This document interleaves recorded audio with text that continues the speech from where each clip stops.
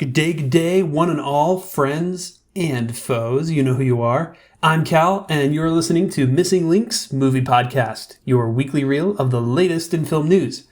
We're going to spend a bit of time today going over our top billed articles, new trailers, release dates, and what's opening in theaters this week. So whether you're a fan of Days of Heaven or A Hard Day's Night, this is the podcast for you. The pod's currently on Spotify and YouTube on the channel Missing Link Movies. So it's been a few weeks. I've been preoccupied, had a lot of stuff going on in my life, so I haven't been able to put aside the time to, gather stories, put together a show.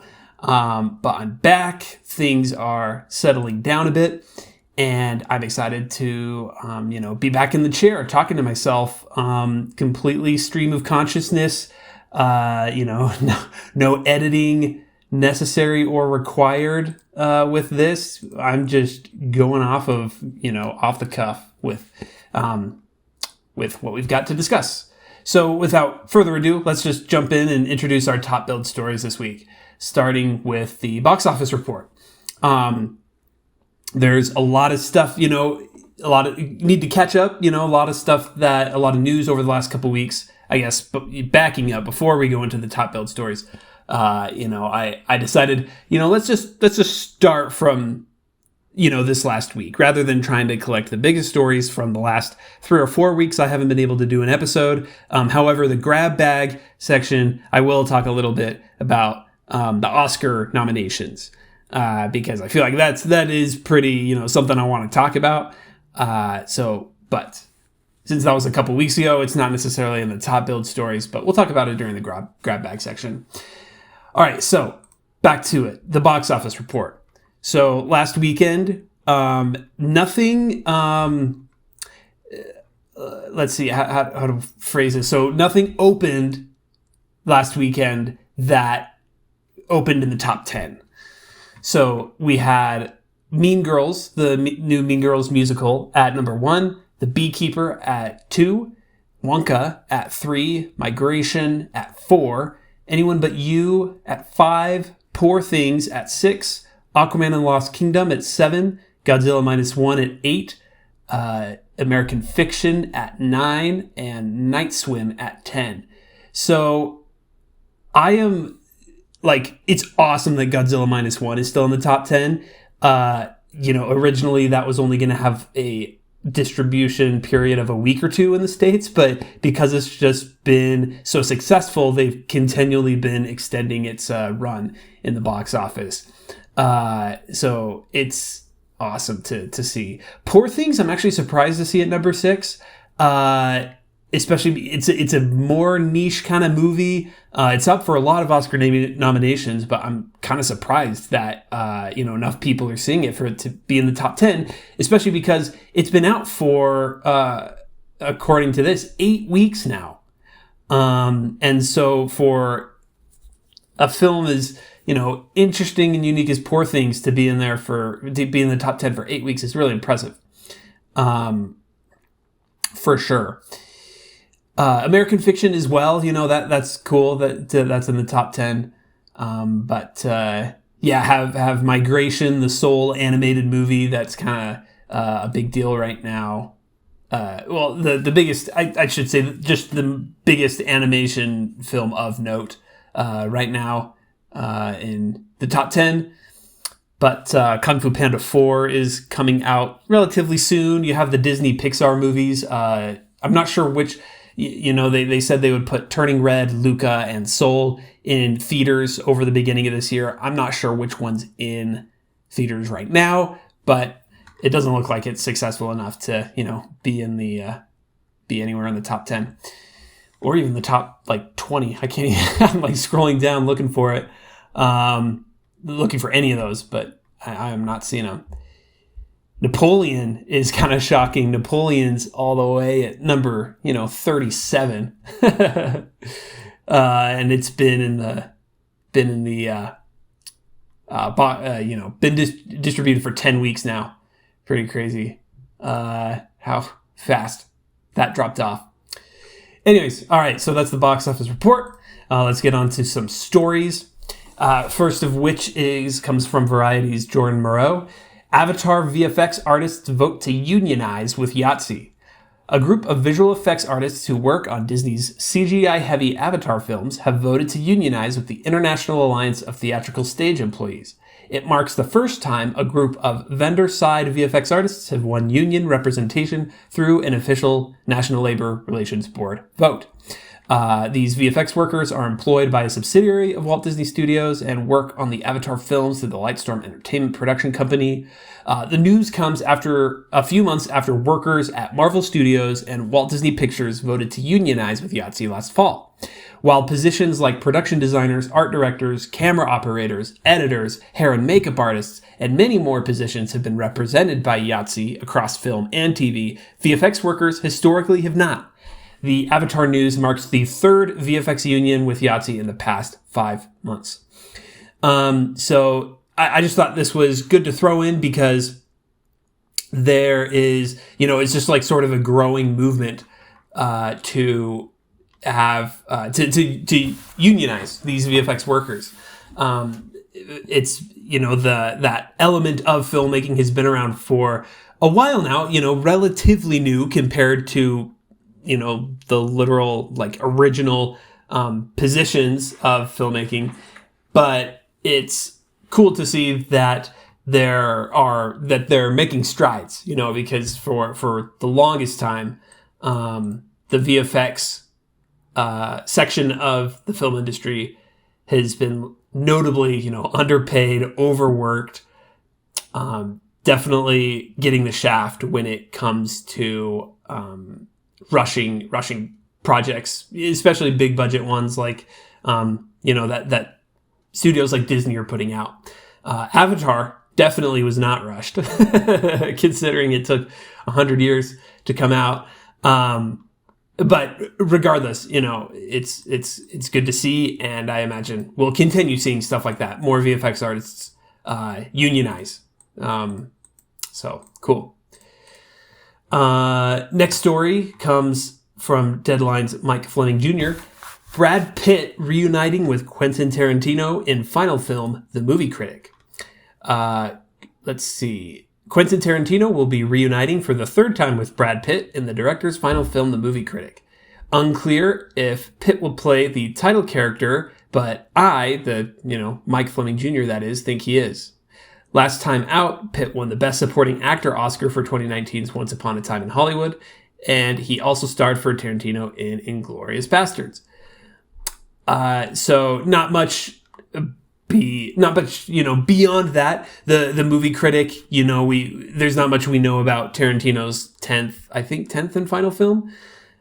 The Movie Critic is like the title. That's kind of all we know about it until now, with Brad Pitt coming back. Again, like it says, we're not sure if he's playing the titular character or a supporting character like he did in Once Upon a Time in Hollywood. But just a bit of news, I guess, on just a little piece of news of what's coming up to look forward to with Tarantino's next movie.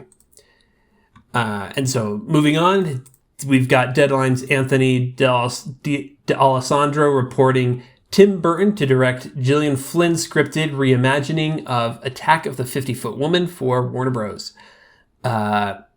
In the wake of Barbie racking up 8 Oscar nominations, including Best Picture, and becoming Warner Bros. Highest grossing movie of all time at $1.44 billion, here's another female power event project that's in the works under the Michael DeLuca and Pam Abdi administration. We understand that Tim Burton is attached to direct Attack of the 50-Foot Woman, a reimagined telling of the 1958 Warner Bros. Movie classic, which Gone Girl scribe and Sharp Objects Emmy nominee Gillian Flynn is writing. The original sci-fi cult classic, made for a reported $88,000, starred Allison Hayes as a wealthy heiress whose close encounter with an alien triggers her to grow into a giant, complicating her marriage, which is already in turmoil, no thanks to her philandering husband. Burton has delivered reimagined 50s sci-fi movies before for a mass audience, that being 1996's Mars Attacks, which was actually based on the Topps trading cards and featured an ensemble cast of Jack Nicholson, Annette Bening, Natalie Portman, Danny DeVito, Michael J. Fox, and others. The movie grossed over $101 million at the global box office. And then it goes on to talk about what Burton's been up to recently, namely he recently finished filming the Beetlejuice sequel, which we actually just, this week got a poster for it and a release date. And an official title, I guess, of Beetlejuice. According to the article, it's actually Beetlejuice 2024 AD. Is that really what? Oh, yeah, that is, yeah. So the title is Beetlejuice, subtitle 2024 AD. Interesting. Okay, I thought it was just Beetlejuice. Cool. So that's what he's done. And then, over the last other several years, he's directed Alice in Wonderland, Charlie and the Chocolate Factory, going back quite a bit. I guess he did Wednesday, right? I think he either directed or produced or was the showrunner for Wednesday. I haven't seen the original movie. I'm not familiar with Attack of the 50-Foot Woman, but it does kind of sound like something Burton would do, That kind of seems right up his alley. Our next story is another kind of shortish thing like the Brad Pitt one from Variety's Brett Lang. Jim Carrey returning for Sonic the Hedgehog 3. Jim Carrey will reprise his role as the mad scientist with the formidable facial hair in Sonic the Hedgehog 3. The news comes despite the fact that the second film in the series ended with, spoilers, I guess, for Sonic 2. The second film in the series ended with Dr. Robotnik falling from a giant robot to the ground below. A potentially fatal tumble. The combined global box office for Sonic the Hedgehog and Sonic the Hedgehog 2 stands at $870.8 million. Hence the enthusiasm of Paramount, the studio behind the video game adaptations, for another installment in the franchise. Carrey's return was teased on social media, with the Sonic filmmakers releasing a teaser that included Dr. Robotnik's distinctive cackle. Jeff Fowler, who oversaw the first two movies, is returning as director on the latest sequel. Now, so I guess the reason this is noteworthy, newsworthy, I suppose, is he had kind of said he was retiring after Sonic 2. So he's kind of coming out of retirement to do Sonic 3, which is just like, very interesting that of all the projects Jim Carrey could come back or come out of retirement for, the third film in a Sonic the Hedgehog film series is like really interesting. They must have given him either a fat paycheck or he genuinely enjoys playing the character, or both, I guess. And I've seen both Sonic movies. I just watched the second one a few weeks ago. And I'm not historically a Sonic fan that much, but the movies are okay. They're pretty enjoyable, a fun watch. And, but Jim Carrey's performance is definitely one of the highlights, and I think he has a lot of fun playing the character. So it wouldn't surprise me too much that he's, coming back for this just because he genuinely just has a fun time, playing Dr. Robotnik. So, cause it's evident, it's very evident in the way he plays it. Which is fun. All right, and then our last couple of news stories is we have a couple of people passing away. Carl Weathers, who was in Rocky and Predator, died at 76, peacefully in his sleep on February 1st. Very, very sad. I haven't seen Rocky. I've seen Predator, and he was great in Predator. He was great in Happy Gilmore. He kind of had a small role in that. He had a small side role in The Mandalorian, Disney Plus Star Wars series that he was good in. Quite an icon, passing away. And then as well, Mark Gustafson, who directed the stop motion Pinocchio movie with Guillermo del Toro. That was Netflix's Pinocchio adaptation. He has passed away as well. He I believe it was a heart attack, and he was 64. And he is a stop motion, he's been in the stop motion biz for a long time. He originally worked in Will Vinton's stop motion studio in the 80s, which, for people familiar with stop motion, Will Vinton Studios is an OG. And it eventually became Leica Studios, the studio behind Coraline, I believe, The Missing Link, most recently, Paranorman, Kubo and the Two Strings. But anyways, so Marcus Dawson, he directed with Guillermo del Toro. They directed the Netflix Pinocchio movie that won the Academy Award for Best Animated Feature. Del Toro announced the news himself Friday, saying, "I admired Mark Gustafson even before I met him. A pillar of stop-motion animation, a true artist, a compassionate, sensitive, and mordantly witty man, a legend, and a friend that inspired and gave hope to all around him. Today we honor and miss him." And he was also animation director on one of my favorite animated movies ever, Wes Anderson's Fantastic Mr. Fox, which also was nominated for an Oscar. But so just a real talent in the field of stop motion. So very, very sad. All right, that's a wrap on our top stories. Moving into the grab bag section, where we talk about things that aren't necessarily news, but I just want to talk about because I feel like it. And this week I want to talk about the Oscar nominations, which is pretty fun because I know that awards are very subjective. It's you don't need a movie to win an Academy Award to feel that it's a good movie, and sort of opposite, you don't have to think something is a good movie because it's won lots of Oscars. But that's all right. Neither here or there. I'm not going to go through every award and what was nominated for each of those, but I just wanted to point out a couple things, especially the Best Picture nominees. I think it's a pretty solid lineup, just from what I've been hearing. I haven't seen all of them. Every year, it's kind of my goal to see at least all of the Best Picture nominees. I kind of failed last year because I felt like there were so many nominees last year for Best Picture that were 2.5, 3 hours long, and it's just I just didn't have it in me to watch all of them. But I watched most of them.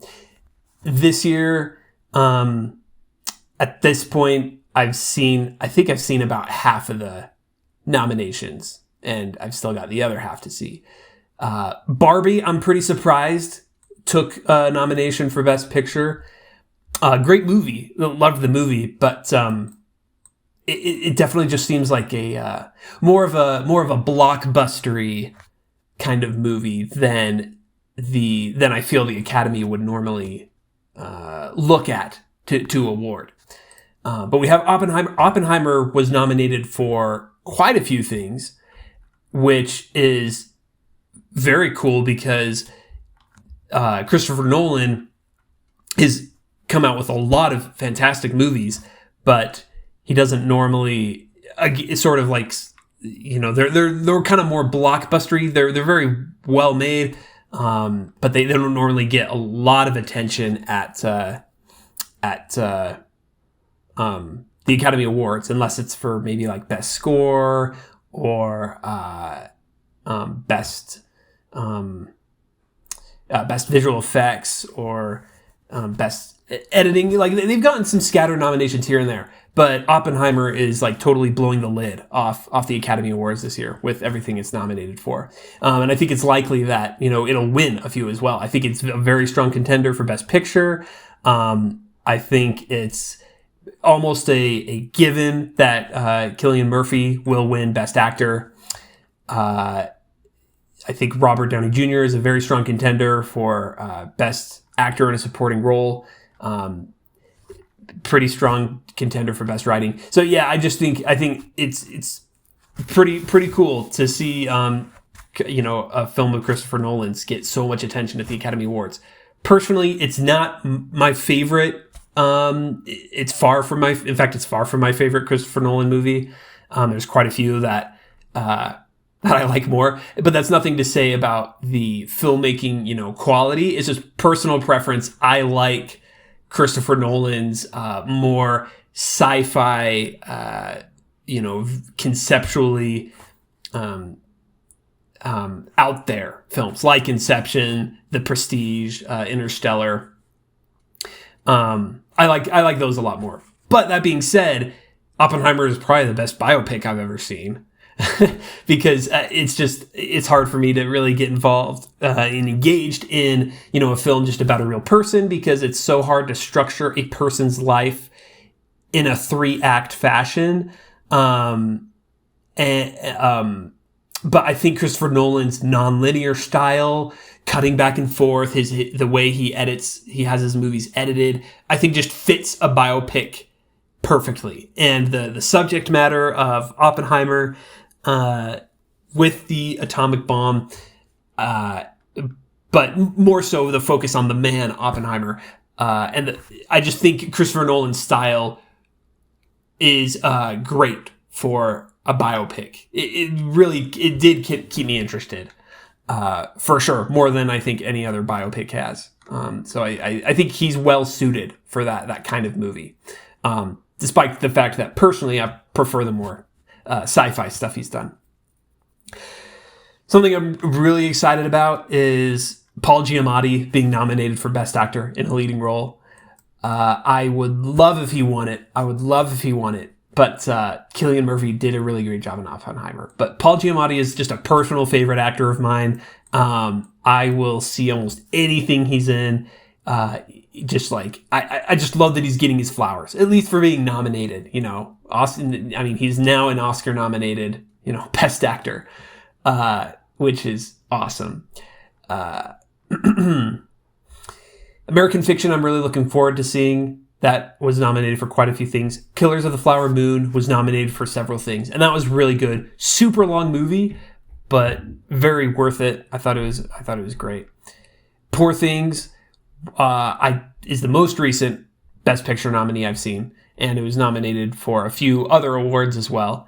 And very good movie, very solid movie. I knew going into it that it was going to be very weird. I haven't seen any other Yorgos Lanthimos movies, but I am aware of his work. I'm aware it's very weird. It's a very unique approach to filmmaking. So I knew that going into it.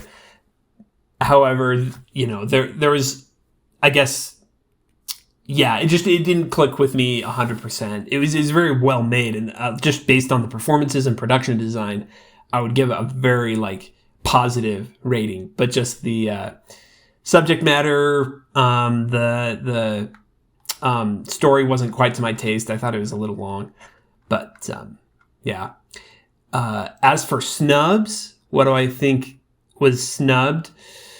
Well, I think for sure, the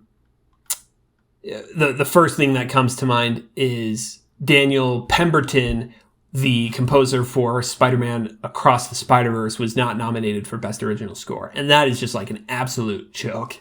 It was just an incredible score, very experimental, but very thematic, the ways that different characters had very recognizable themes, and just absolute, chill-inducing, very exciting score, not nominated, at all, which is crazy. Absolutely crazy. I mean, the nominees that you did get, I just Dial of Destiny. I mean, I understand it's John Williams, but John Williams, he's been nominated so many times. Deservedly so. He's a great composer, but was Dial of Destiny specifically really that good? I mean, I didn't really hear. Oh gosh. And then Killers of the Flower Moon, as great as that movie was, as cool as the score was, it was a very subtle score, and I don't know. I guess I may have a different metric of what Academy members are looking for in a best original score. But I really really disappointed that Daniel Pemberton didn't get to at least a nomination for it. He should be winning. He should be winning the Oscar for best original score, but unfortunately, not even a nomination. And then the other snub. So me being a real sucker for animated movies, the nominees being The Boy and the Heron, Elemental, Nimona, Robot Dreams, and Spider-Man Across the Spider-Verse. So at least we got that in there, Spider-Man being in that. Even though I think, again, even besides animated feature and original score, I think there was a couple other things Across the Spider-Verse deserve to be nominated in, such as sound and visual effects. But so I'm disappointed that Teenage Mutant Ninja Turtles Mutant Mayhem is not one of the nominations for best animated feature. Really great film, excellent writing, awesome art style, a great score by Trent Reznor and Atticus Ross. But unfortunately, I've seen all of the nominees except for Robot Dreams. That one I hadn't even heard of until I saw the nomination, so I can't speak to that. But I would probably sub in Ninja Turtles for either Nimona or Elemental. But both of those also very good movies. But I think, it's hard. It's hard. I have to imagine if there were 6, nominations for best animated feature, Ninja Turtles, really could have been in there. I don't know if it's like if nominations are decided by how many people voted them in. But it's like, I imagine that, if that were the case, that these would be the top 5 and then number 6 would be Ninja Turtles. So, because it's hard to kick out Nimona, because Nimona had also a really great art style, kind of a triumph in coming back from being canceled. And Elemental, despite the fact it's one of Pixar's, I think, kind of mid-tier movies, it was still really solid, and also a really good original score from Thomas Newman. Like that one also could have been a best original score nomination, and I would have been like, yep. But I feel like, I don't know. I wonder who's voting in. I guess it's coming back to the best original score. I wonder who's voting in, these scores, because I feel like a lot of years, best original scores are just kind of like almost always just like given or nominated to movies that are also nominated for a bunch of other things, where the Academy members just saw, oh, that was a really good movie, I'm just gonna like nominate it for all these different things, rather than specifically thinking, okay, what movies had a best original score? Because you have American Fiction, Indiana Jones on the Dial of Destiny, Killers of the Flower Moon, Oppenheimer, and Poor Things. And it's like, I'll give you Oppenheimer and Poor Things. Those, okay, Poor Things did a lot of interesting things with its score. Oppenheimer as well. I haven't seen American Fiction, but Dial of Destiny and Killers of the Flower Moon, I just find it really hard to argue for those for best original score. So anyways, but yeah, that's personal opinion. Other than that, I was happy with best original song that What Was I Made For from Barbie was nominated, because if it was just I'm Just Ken, that from that movie that got nominated, which it also did, but it's just like, I feel like that completely sort of misses what the movie was going for. And, so I feel like that What Was I Made For, it should be kind of the Barbie represented song, or the song that represents Barbie more than I'm Just Ken. Because I'm Just Ken, I feel like it's more of a meme, similar to the Peaches song from the Super Mario movie. It's just like, I feel like it's like, I don't know. It's more of a meme kind of, almost a satirical song than like a genuine, a genuine sort of song that would deserve to get nominated, like What Was I Made For. So anyways, besides that, I think It'll be an exciting show. Just in terms of seeing who gets the awards or not, whether we see Oppenheimer sweep or Killers of the Flower Moon, who knows?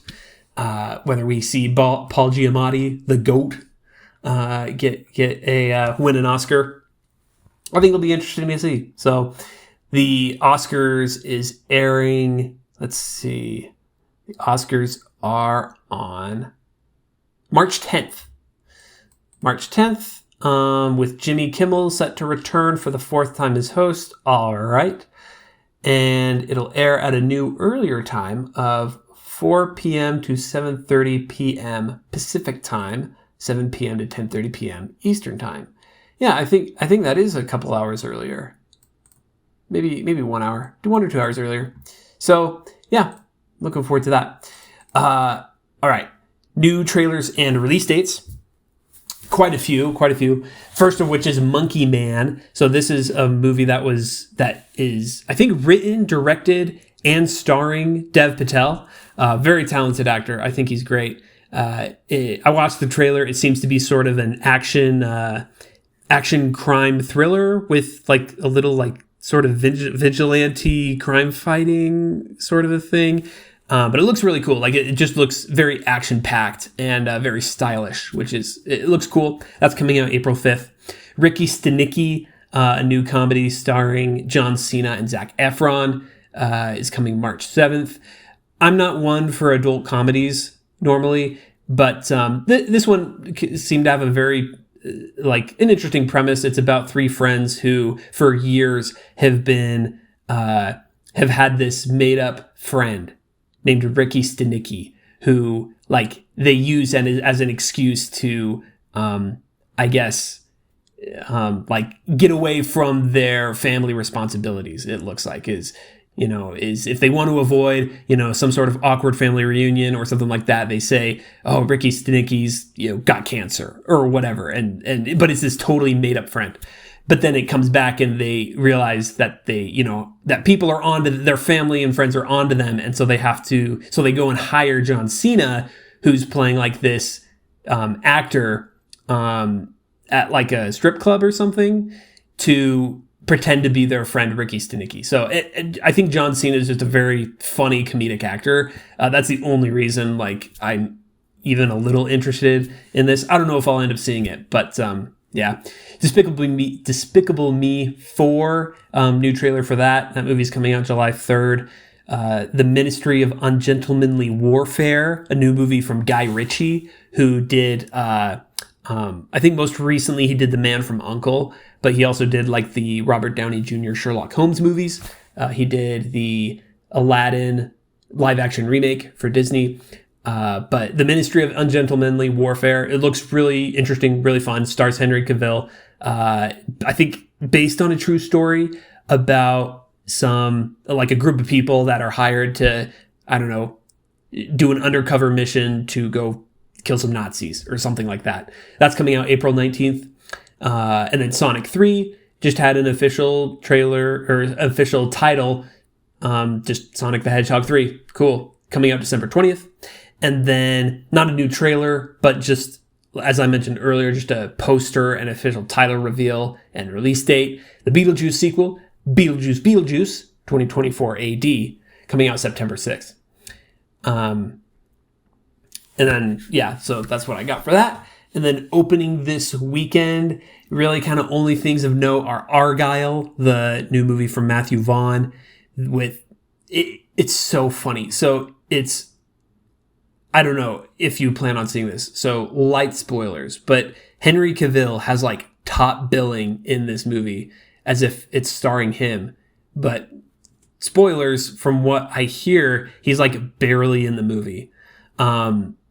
Which, I mean, and just overall, the reviews have been pretty crummy for this, which is unfortunate because Matthew Vaughn, I guess the only other movies I've seen of his are Kingsman, which was pretty good, and X-Men First Class, which is really good. So I think he's I don't know, he has talent. He's done good stuff. And this is a really great cast. Bryce Dallas Howard, Sam Rockwell, Bryan Cranston. I think Samuel L. Jackson's in there. I may be totally wrong about that, actually. But yeah, kind of disappointed that it's not doing so hot, because it was something I was kind of looking forward to. Yeah, I don't think Samuel L. Jackson's in this. I think I was thinking of a different movie, or maybe no, he's in it. He's in it. Yep, he's in it. Anyways, and then the other movie kind of note is fitting in a comedy drama that I'm not familiar with, but it kind of seems to be the only stuff coming out this week. Next week we got Madam Web. Looking forward to that. That's gonna be a blockbuster if I've ever seen one. Cool. All right. Well, that's it for this week. As we close out, remember to tell your friends, family, pet, rock, anyone who you know who loves movies about the podcast. Still having a lot of fun doing this. I am saving up to get some better equipment. I'd love for this to be in a video format. I'd love to have an actual honest to goodness mic. Considering right now I'm just recording on my phone. But I'm still, planning on keeping this going.